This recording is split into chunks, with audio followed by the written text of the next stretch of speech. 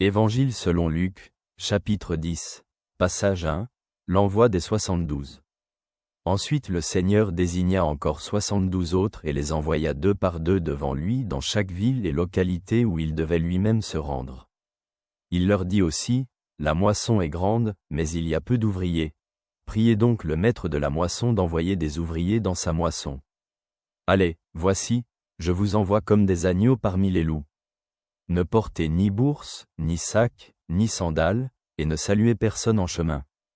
Lorsque vous entrez dans une maison, dites d'abord, paix à cette maison.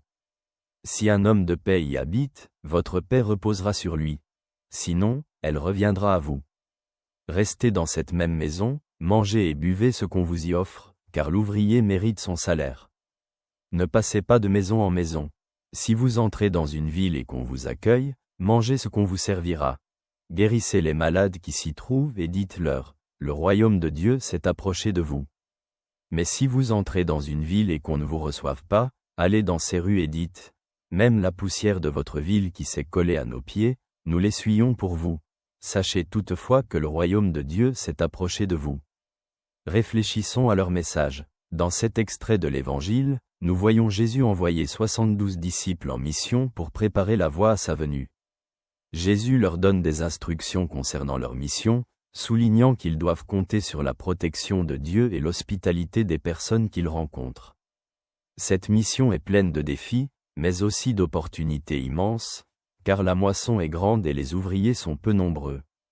Cette scène montre que la mission de prêcher le royaume de Dieu exige de nous de faire confiance à Dieu et d'être prêts à agir sans garantie superflue. Jésus nous appelle à partager la paix et l'amour et à guérir ceux qui sont dans le besoin. Pour les personnes vivant à notre époque, cet extrait rappelle que nous sommes appelés à être des ouvriers dans la moisson de Dieu. Il nous invite à participer activement à la proclamation de l'Évangile et à agir avec amour et paix, en comptant sur la protection et la direction de Dieu. Que ce que tu as entendu t'apporte la paix.